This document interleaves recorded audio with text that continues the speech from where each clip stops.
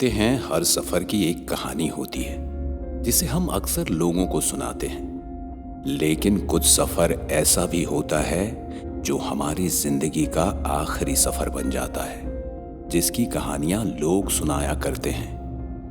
गोपालपुर से चांदपुर जाने वाली चांदपुर एक्सप्रेस जब चांदपुर पहुंची तो लोगों में हड़कंप मच गया, क्योंकि उस एक्सप्रेस के third AC bogie number B3 में किसी ने एक कपल वैशाली और अंकित की बड़ी बेरहमी से हत्या करके उन्हें ट्रेन के हैंगिंग रॉड में उल्टा लटका दिया था। जांच पड़ताल से पता चला कि ये काम लुटेरों का है, इसलिए उस बात को वहीं पर खत्म कर दिया गया और बोगी नंबर B3 को साफ करके उसी ट्रेन में फिर से लगा दिया गया।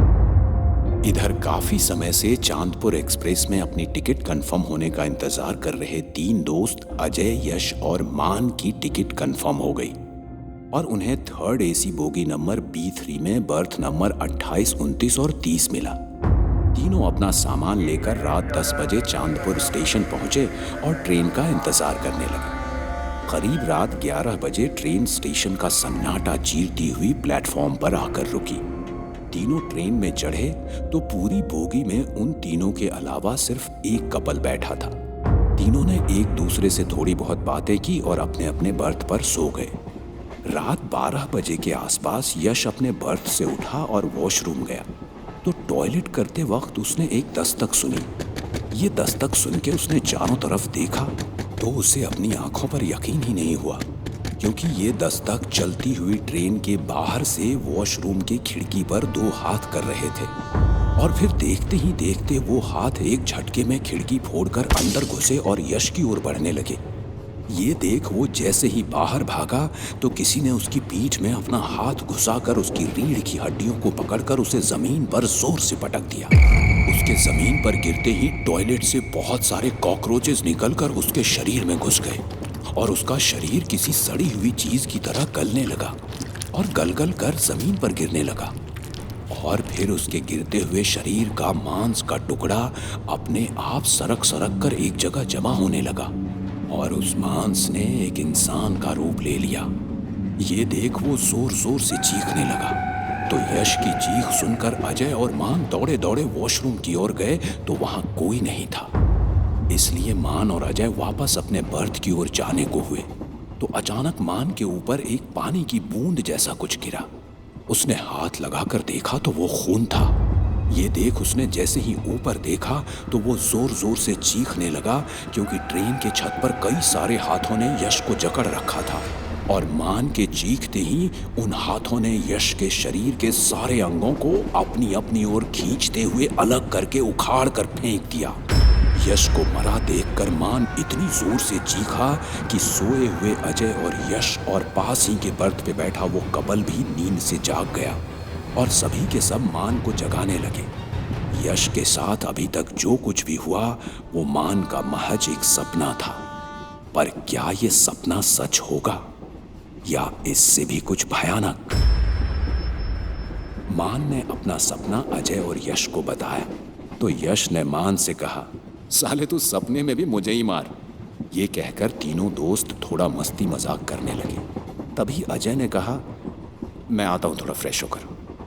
अजय ने वॉश बेसिन का नल ऑन किया और चेहरा धोकर जैसे ही मिरर में देखा तो मिरर से बाहर अपना आधा चेहरा निकाले एक लड़की उसे घूर रही थी। ये देख वो जोर से चीखा और आंख बंद कर ली और जब उसने आंख खोली तो वो लड़की कहीं नजर नहीं आई, लेकिन उसे अपने चेहरे पर एक लाल निशान दिखा।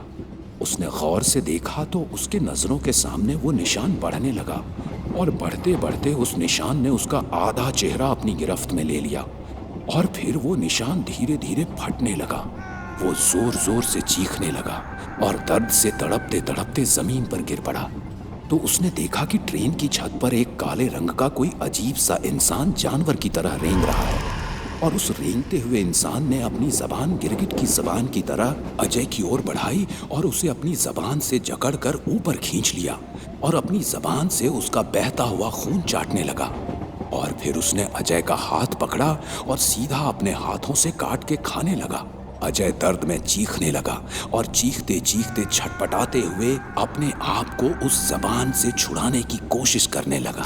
और जैसे तैसे उससे छूटकर वो सीधा ऊपर से नीचे गिरा। नीचे गिरते ही वो जैसे ही भागने को हुआ तो वो जहां भी पैर रखता तो ट्रेन से निकलते हाथ उसके पैर पकड़कर उसके पैरों का मांस नोच नोच कर अलग कर देते। वो खून से लथपथ होने के बावजूद अपनी जान बचाने के लिए वहां से भाग रहा था, लेकिन अपनी जगह से 2 इंच भी आगे नहीं बढ़ पा रहा था। तभी किसी ने उसके सीने पर धक्का दिया और वो हवा में उछलता हुआ मान और यश के पास जा गिरा। ये देख मान और यश हड़बड़ा कर उठे और अजय को होश में लाने की कोशिश करने लगे। वो अजय को थपथपाकर उसका नाम पुकार पुकार कर आवाज दे रहे थे। यश और मान की इतनी चीख पुकार सुनने के बाद भी उनके बगल वाले बर्थ पर बैठे उस कपल ने कोई रिएक्शन ही नहीं दिया। उनका ये रवैया बड़ा अजीब लग रहा था मान और यश को। दोनों बड़ी मुश्किल से अजय को होश में लाए और उसे बर्थ पर बैठाया।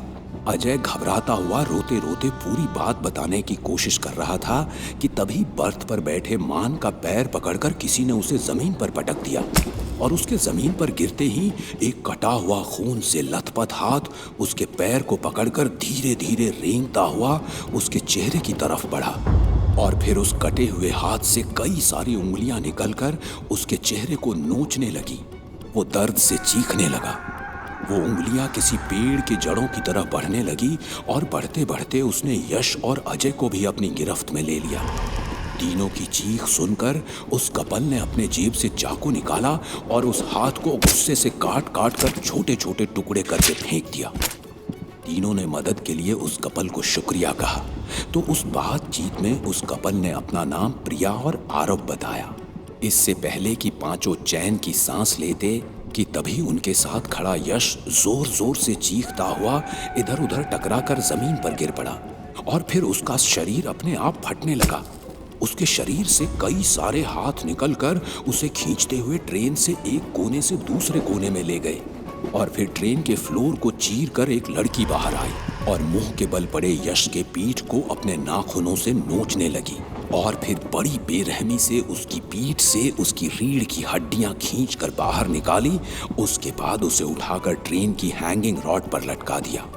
वो तड़प कर जोर जोर से चीखने लगा तो उस लड़की ने अपने हाथ उसके मुंह में डालकर उसकी जबान पकड़कर उसकी जबान बीच से चीर डाली और फिर वॉश बेसिन का नल उखाड़कर यश के सर पर मारने लगी और तब तक मारती रही जब तक यश का सिर खून से लथपथ होकर अंदर नहीं धंस गया और इसी के साथ यश की मौत हो गई। इसके बाद मान और अजय डर और दहशत से थर थर कांपने लगे। लेकिन सोचने वाली बात यह थी कि प्रिया और आरव के चेहरे पर दहशत तो दूर, डर का एक शिकन भी नहीं था। आखिर कौन है प्रिया और आरव? क्या बचेगी मान, यश, आरव और प्रिया की जान? क्या है आखिर इस ट्रेन की सच्चाई? जानने के लिए सुनिए ट्रेन का दूसरा भाग।